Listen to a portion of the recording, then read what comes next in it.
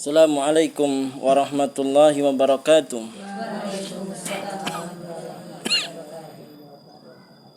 Innal hamdalillah nahmaduhu wa nasta'inuhu wa nastaghfiruh wa na'udzu billahi min shururi anfusina wa min sayyiati a'malina. May yahdihillahu fala mudhillalah wa may yudlil fala hadiyalah. Asyhadu an la ilaha illallah wahdahu la syarikalah wa asyhadu anna Muhammadan abduhu wa rasuluh la nabiyya ba'dah. Allahumma shalli ala Muhammad wa ala alihi wa ashabihi wa man tabi'ahum bi ihsani illa yaumiddin. Ya ayyuhalladzina amanu taqullaha haqqa tuqatih wa la tamutunna illa wa antum muslimun. Ya ayyuhan nasu taqu rabbakumul ladzi khalaqakum min nafsin wahidah wa khalaqa minha zawjaha wa batha minhuma rijalan katsiran wa nisaa'a wattaqullaha alladzi tasaaluna bihi wal arham innallaha kana 'alaikum raqiba. Ya ayyuhalladzina amanu taqullaha wa qulu qawlan sadida yuslih lakum a'malakum wa yaghfir lakum dhunubakum wa may yuti'illaha wa rasulahu faqad faza fawzan 'azima. Amma ba'd, fa inna asdaqal hadits kitabullah wa khairu hadyi hadyi Muhammadin sallallahu alaihi wa ala alihi wasallam. Wa syarrul umuri muhdatsatuha wa kullu muhdatsatin bid'ah wa kullu bid'atin dhalalah wa kullu dhalalatin finnar. Na'udzu billahi summa na'udzu billahi minan nari wal minal bid'ah. Ummati fillah wa afati fillah wa banati fillah rahimani wa rahimakumullah jami'an. Ahlan wa sahlan wa marhaban fil majlisil ilm ay ilm syariah antiniyah al-islamiyah. Ibu-ibu jamaah majelis taklim wonten ing kalodhangan siang punika, monggo kita ngiklasaken manah kagem sami-sami ngaos pangandikanipun Allah, qala Allah wa qala Rasul wa qala sahabah.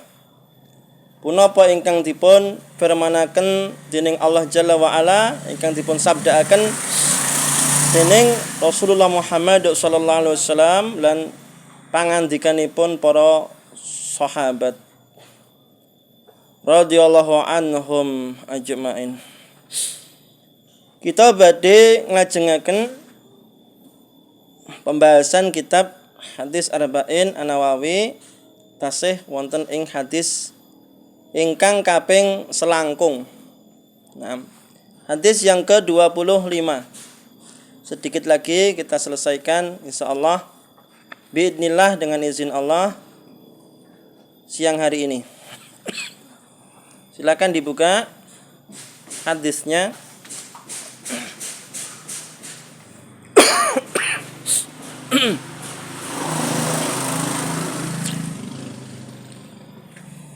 Hadis yang ke-25.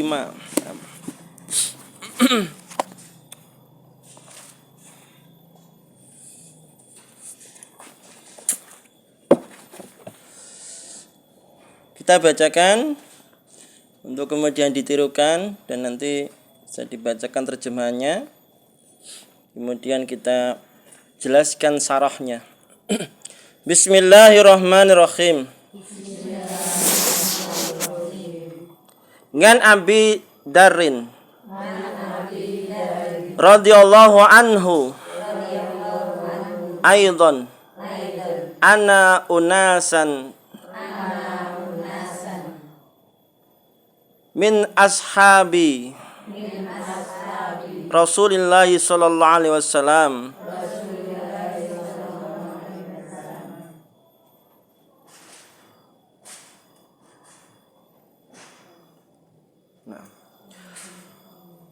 qalu lin nabi sallallahu alaihi wasallam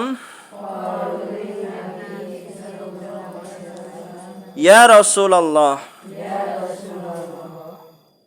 zahaba ahlud dusur bil ujuri yusalluna kama nusalli wa yasumuna kama nasumu wa yatasaddaquna bifuduli amwalihim. Qala awalaysa qad ja'alallahu lakum ma tasaddaquna bih inna bikulli tasbihatin sadaqah wa kulli takbiratin sadaqah wa kulli tahmidatin sadaqah wa kulli tahlilatin sadaqah wa amrun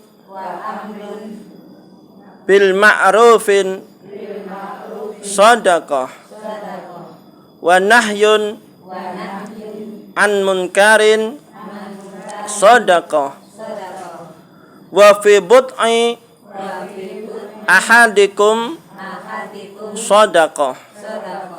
Qalu ya Rasulullah ayatiya ahaduna syahwatahu wa yakunu lahu fiha ajrun. Qala ara'aitum law wada'aha fi haramin akana alaihi wisrun fakadzalika idza wada'aha fil halali kana lahu ajrun. Rawahu Muslim. Tafadhali, silahkan diterjemahkan. 1, 2, 3.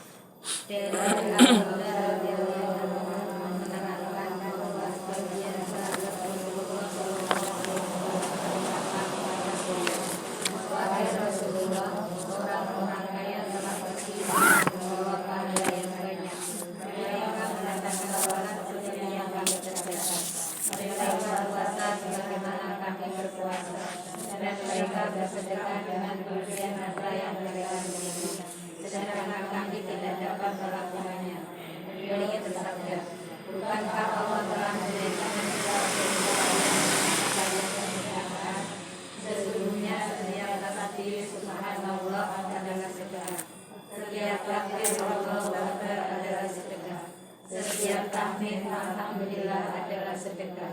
Setiap tahmid la ilaha illallah adalah sedekah. Menyeru kepada kebaikan adalah sedekah.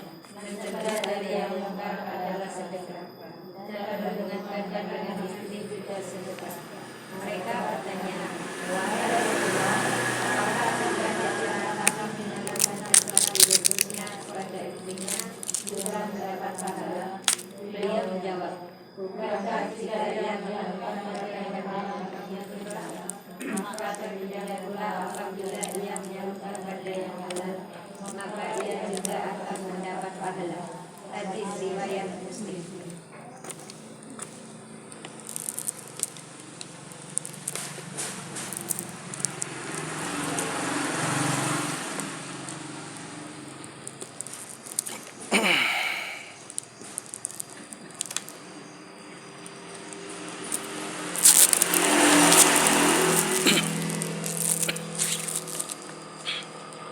Barakallahu fiikum wa jazakillah katsiran. Mati fillah wa afati fillah rahimani wa rahimakumullahu jami'an. 2-3 kali pertemuan, naam, kita sudah bahas hadis ini dan insyaallah ini yang terakhir. Kemudian kita akan lanjutkan hadis yang ke-26. Telah kita jelaskan bahwasanya bentuk sedekah itu tidak hanya dengan uang, namun dapat dilakukan dengan selain harta, benda. Nah, seperti halnya, apa yang sudah kita jelaskan pada pertemuan yang lalu, yakni perbuatan baik kepada hamba-hamba Allah itu masuk juga bentuk dalam sedekah. Seperti halnya apa?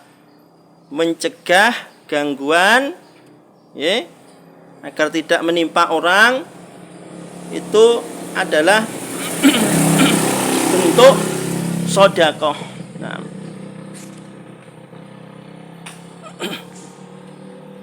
lalu kemudian jamaah rahimani wa rahimakumullah, tasbih, takbir, tahlil itu pun juga bernilai sedekah. Lah ini ada yang menarik jamaah. Menurut syarah kitab ini di akhir-akhir ini ada yang menarik jamaah. Dan mungkin kita mengira kalau itu bukan bentuk sedekah, tapi ternyata itu salah satu bentuk sedekah. Biasanipun asring dipun amalaken dening tiang-tiang piantun sepuh. Nek kula mireng triyos, ya. Ada bapak-bapak yang sudah usia lanjut. Yang sudah usia lanjut. 70, 75, 78. jenengan ya. Masyaallah. Barakallah.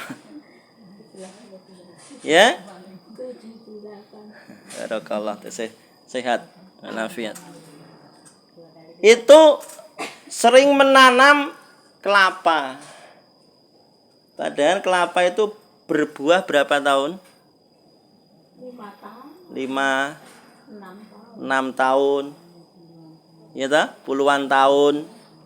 Tapi kadang-kadang kita bertanya-tanya, dengan usia segitu, 70, bahkan ada yang lebih sampai 80, masih menyempatkan diri untuk menanam pohon kelapa.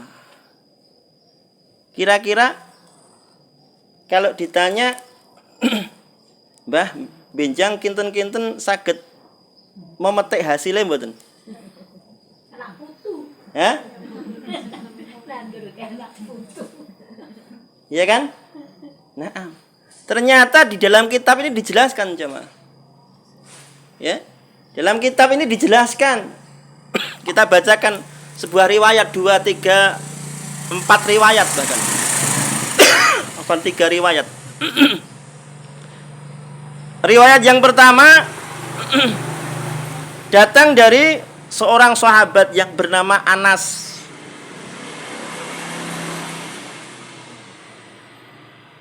Hadis ini diriwayatkan oleh Imam Bukhari dan Imam Muslim.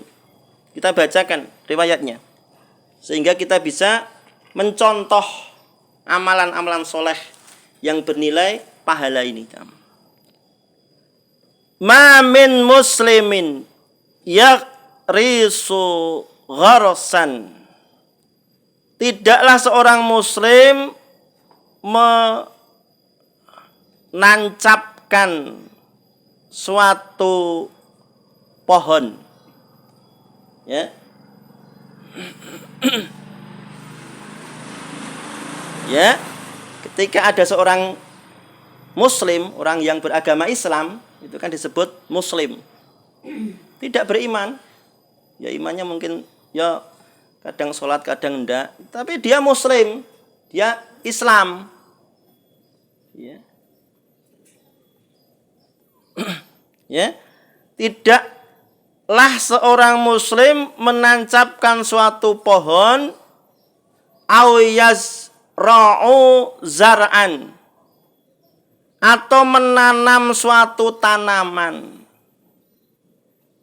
Nah, fayakulu minhu insanun au tarirun au dabbatun. Lalu insanun manusia au tarirun atau burung au dabbatun atau hewan melata, dabah. Kulu, ya, minhu, manusia, burung, hewan melata tadi memakan, ya, darinya, yakni hasil yang ditanamnya tadi, ya, maka kana lahu shadaqatun, kecuali dia menjadi sedekah baginya.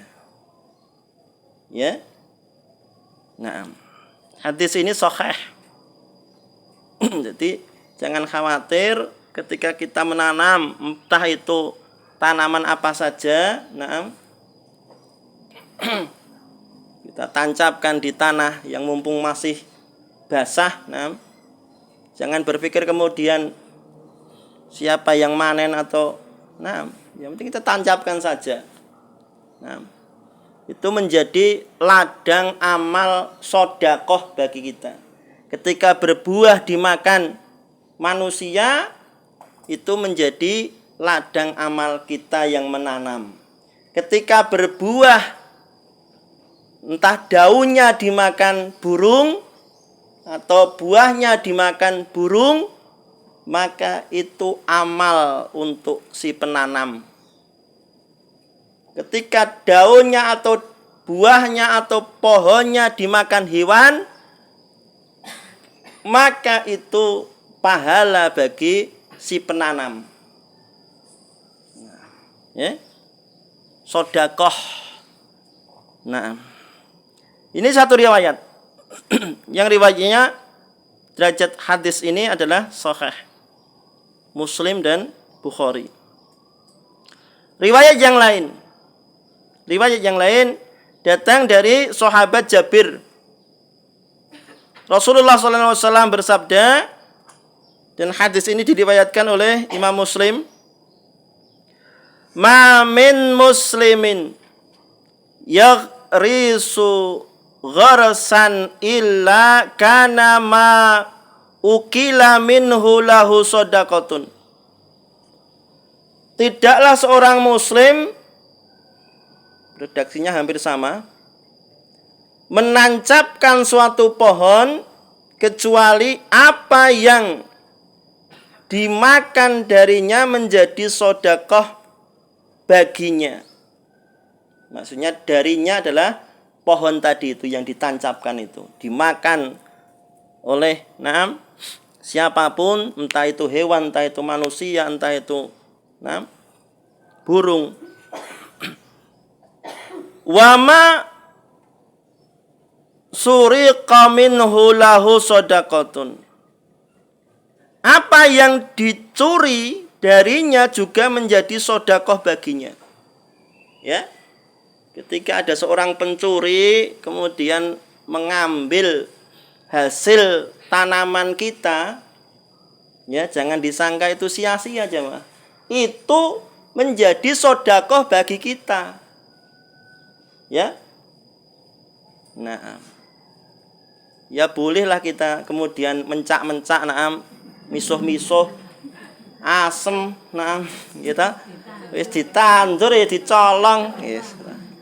Gedang karek, ngunduh, wis mateng, wis gedisian, codot, gitu. Barakallah. Ya. Itu nilai pahala sedekah. Ya. Itu sedekah bagi kita. Ya. Dan biasanya codot itu lebih pintar daripada yang nanam. Gitu. Naam. Itu sedekah. Ya. Dimakan oleh binatang atau dicuri orang, itu sedekah bagi pemiliknya. Sedekah bagi pemiliknya. Buah rambutan, ya sekarang sudah musim rambutan ya. Nah, ya. Yang mungkin manglung ke jalan kemudian dipetik. Ya, orang lewat, naam. Tanpa kita ketahui, qadarullah kok tinggal batangnya gitu. Nah, itu menjadi apa? Sedekah. Yang mati itu. Ya. Ya tentunya hasil dari mencuri tetap dosa. Namun berpahala bagi yang nanam. Tapi mangklunge tetangga tetap bisa. Ya kalau naam yang ngambil tetangga yang dipangklungi itu ya tentunya dengan etika, dengan adab. Ya. Dengan etika, dengan adab. Adabnya bagaimana ya tentunya atau kita serahkan dengan lisan kita, monggo nek dipun kersakaken utawa yang tanahnya dimangklung itu ya, napa? Naam. Ya. Kemudian boleh tidak saya petik? Oh silahkan. Nah, itu kan adab. Tapi pada dasarnya naam tidak ada kemudian salahnya adab bertetangga. Naam, adab bertetangga. Labas. Tapi lain perkaranya ketika orang lain yang memetiknya. Artinya orang yang jalan kemudian metik. Ya. Tapi jangan khawatir, semua akan dicatat sebagai amalan ibadah kita, yakni si penanam tersebut. Kita lanjutkan.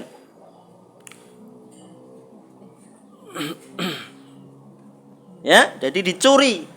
Dicuri pun juga masuk sedekah. Namun si pencuri tetap juga dosa. Pak, kalau misalnya yang punya itu nggak ikhlas itu ya jadi pahala juga Pak. Masuk sedekah apa enggak itu loh Pak, kan nggak ikhlas. Naam.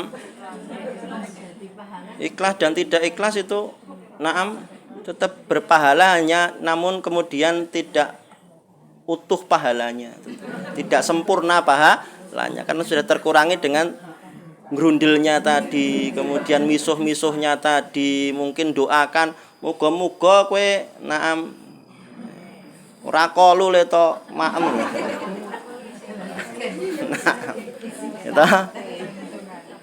Nah, itu kan tabiat manusia, naam.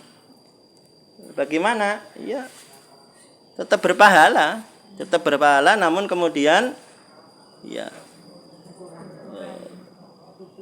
dia akan mendapatkan dosa dengan dia marah-marah tadi. Nah. Allahu a'lam bishawab.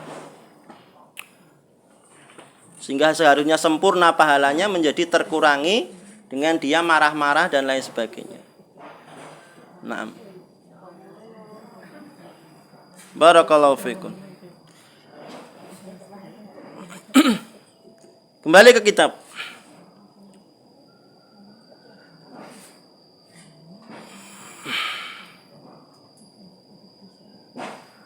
Wa ma akala sab'u minhu fahuwa lahu shadaqatun.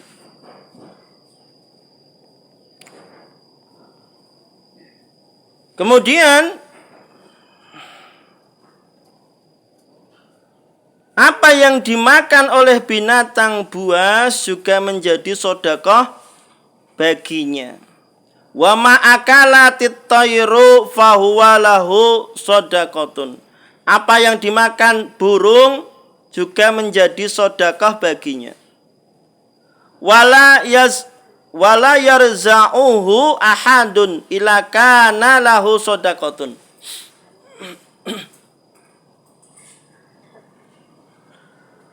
Dan tidaklah diambil oleh seseorang darinya atau dicuri tadi, ya, diambil. Wala yarza'uhu ahadun, dan tidaklah diambil oleh seorang darinya atau dicuri kecuali menjadi sedekah baginya. Dua riwayat terkait sedekah yang berhubungan dengan tanaman. Terakhir, riwayat yang terakhir. Dan masuk pada juga tema terkait hadis yang kalimat pada terakhirnya.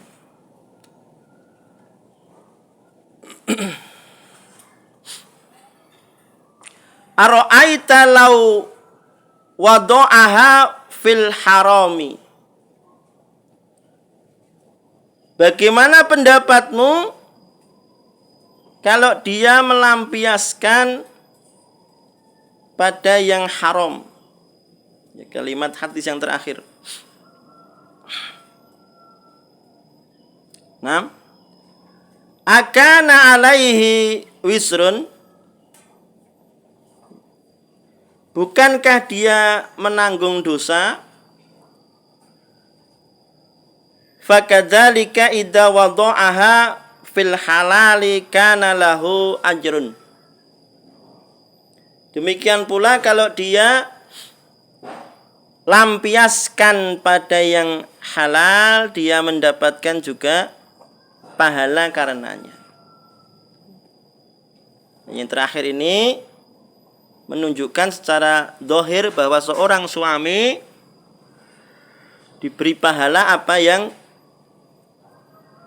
dia menggauli seorang istrinya, seperti halnya menanam tanaman di tanah, di mana dia membajak tanah dan menabur benih, walaupun tanpa niat, tetap juga berpahala. Ya, dikiaskan seperti orang yang tadi menanam apa? Pohon. Kan tidak ada niat. Saya menanam pohon ini supaya nanti buahnya, hasilnya dipanen anak cucu saya, kan tidak ada niat sampai segitu. Mungkin kalau dia ada juga yang berniat, namun kan juga ada juga yang mungkin tidak berniat, asal menanam. Itu pun juga masuk terhitung amalan sedekah. Begitu pula ketika suami berjima kepada istrinya tanpa niat pun juga dia mendapatkan sedekah. Mendapatkan bentuk dari sedekah.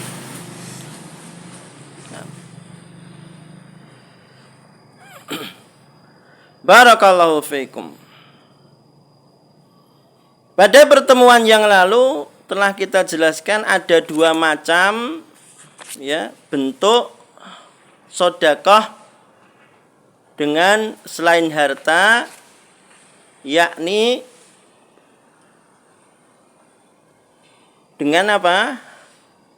Perbuatan baik kepada hamba-hamba Allah yang pertama. Yang kedua ini dengan macam sedekah yang bukan berupa harta, yang manfaatnya hanya terbatas pada dirinya. Kalau tadi kan terbatas umum sifatnya untuk orang lain juga. Tapi ini hanya untuk dirinya. Yang jenis yang kedua ini. Apa itu?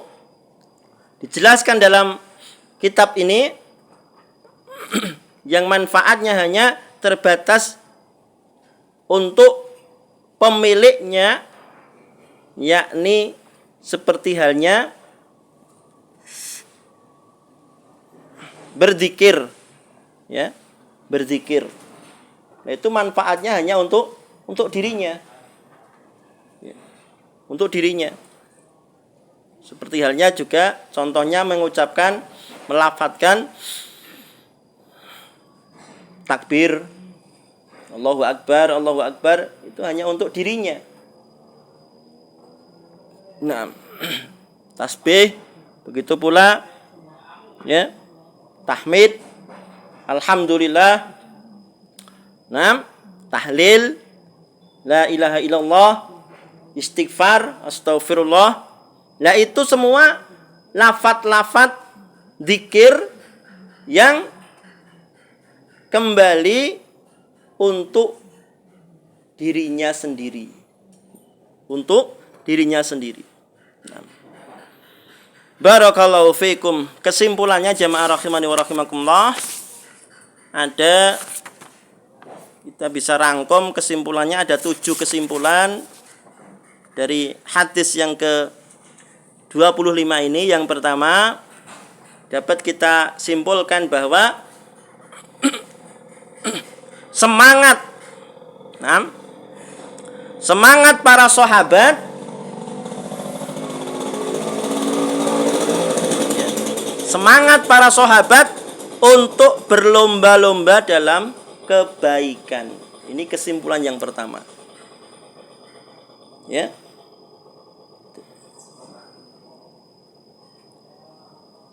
Apa? Semangat para sahabat untuk berlomba-lomba fastabiqul khairat dalam kebaikan.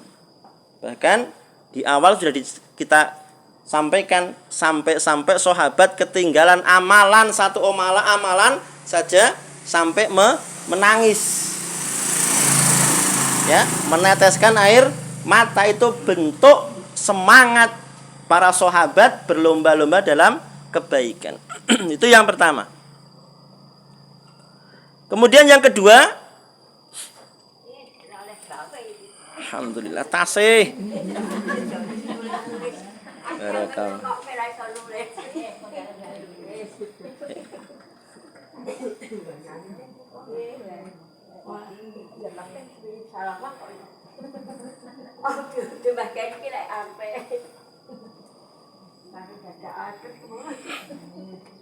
Yang kedua jamaah, yang kedua,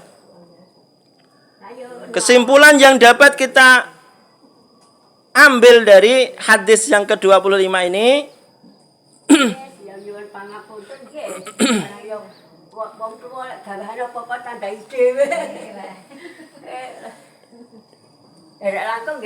monggo. Ketika seseorang menyampaikan sesuatu, ya, ketika seseorang itu menyampaikan sesuatu, berita, entah itu kabar, entah itu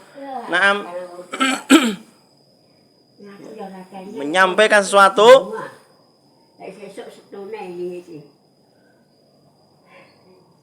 hendaknya menyebutkan alasannya, ya.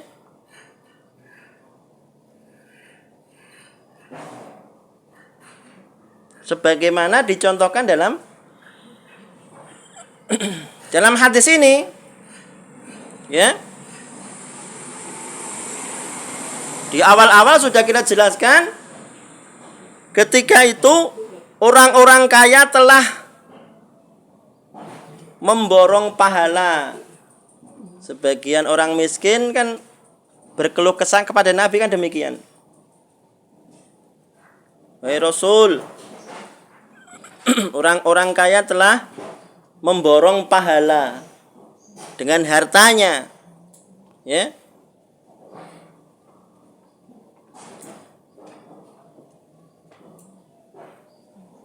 Nah, contohnya mereka menyebutkan alasannya, orang-orang kaya itu mengerjakan sholat. Kita juga mengerjakan sholat. Kata si orang yang miskin tadi. Orang kaya berpuasa, kita juga berpuasa.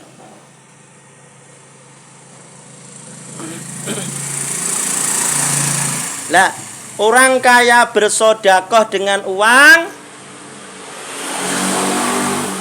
kita tidak mampu bersedekah dengan uang. Nah, ini kan alasannya. Ya. Nah, jadi ketika seseorang menyampaikan sesuatu, hendaknya menyebutkan alasannya. Ini kesimpulan yang kedua. Nah, kesimpulan yang ketiga,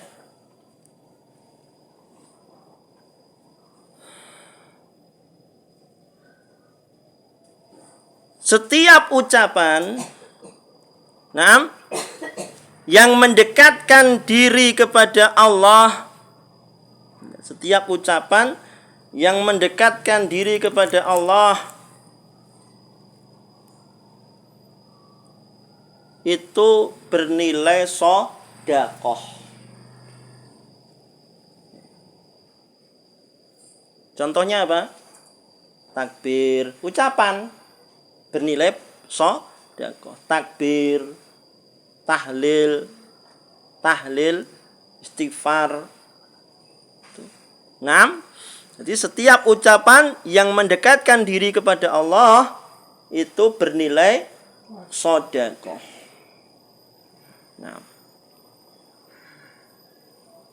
Melarang orang berbuat maksiat, jangan mencuri, itu sedekah. Ucapan. Ya. Mengajak orang sholat, itu juga sedekah dengan ucapan.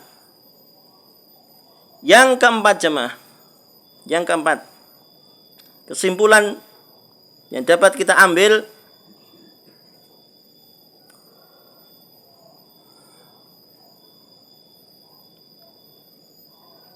anjuran untuk memperbanyak zikir-zikir. Ya. Anjuran untuk memperbanyak zikir.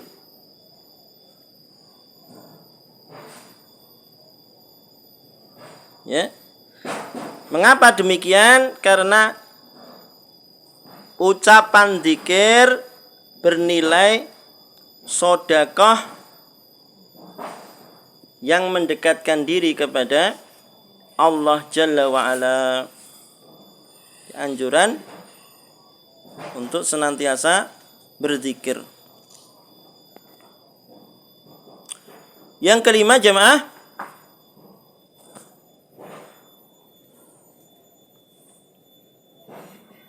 mencukupkan diri dengan perkara yang halal. Mencukupkan diri dengan perkara yang halal. Ya. Sehingga tidak lagi perlu apa? Perkara yang haram. Nah, ya. Jadi cukup dengan perkara yang halal itu sudah mencukupkan diri terhadap hal yang demikian. Yang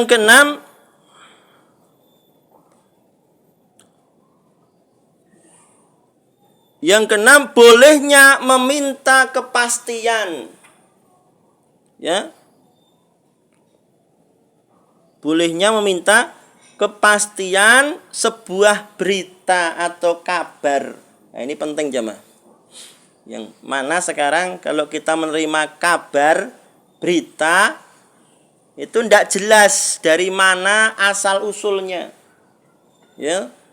Asal dikirim lewat HP sudah menjadi sebuah viral. Kita tidak tahu dari mana asal usul berita itu. Maka hadis ini juga menekankan kepada kita, ya, bolehnya meminta kepastian sebuah berita meskipun orang yang membawa berita itu orang yang jujur. Nabi kan membawa berita.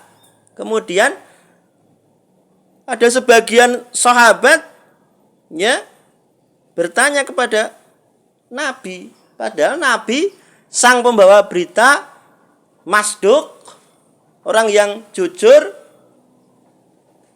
menyampaikan berita.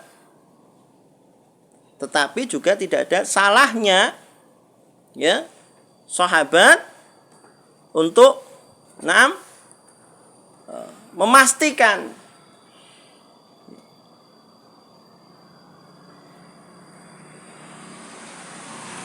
dengan berita itu. Ya, di akhir-akhir hadis kan disebutkan jamaah, ya.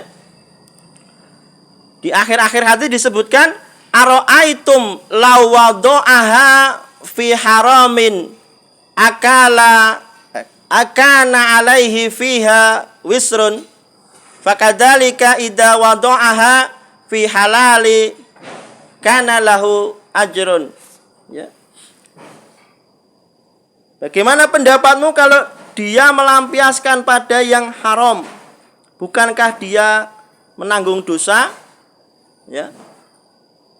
Demikian pula kalau dia melampiaskan pada yang halal, dia mendapatkan pahala atasnya. Nah, ini kan bentuk apa? Pertanyaan dari sahabat terkait dengan adanya berita yang dibawakan oleh Nabi, ya. Mosok iya orang yang jima dengan istrinya sendiri kok dapat pahala. Itu kan kemudian sahabat kan menanyakan, apa iya Nabi? Kan begitu. Nah, dengan adanya berita, walaupun Nabi yang menyampaikan, orang yang jujur, toh kemudian sahabat pun juga kembali bertanya, apa iya Nabi? Ya, nah. Yang terakhir jamaah rahimani wa rahimakumullah, kesimpulan yang dapat kita tarik dari hadis yang ke 25 ini, cara Nabi ya,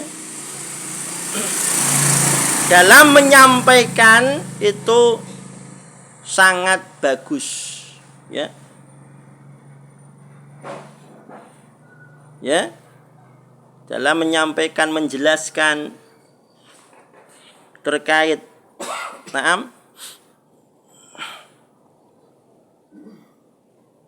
perkara ya. Dalam hadis itu sangat bagus diawali dengan pertanyaan, sehingga apa? Para sahabat atau orang yang mendengarkannya menjadi antusias untuk mendengarkan, kemudian dijawab oleh Nabi, sehingga orang yang bertanya menjadi puas dan tenang. Inilah kesimpulan, 7 dari kesimpulan hadis yang ke-25. Allahu a'lam bishawab. Lain waktu akan kita lanjutkan pada hadis yang berikutnya, hadis ke-26. Wa insyaallah wa akhiru da'wana alhamdulillahirabbil alamin. Subhanakallahumma bihamdika asyhadu an la ilaha illa anta astaghfiruka wa atubu ilaik. Assalamualaikum warahmatullahi wabarakatuh. Silakan, ada hal yang perlu ditanyakan.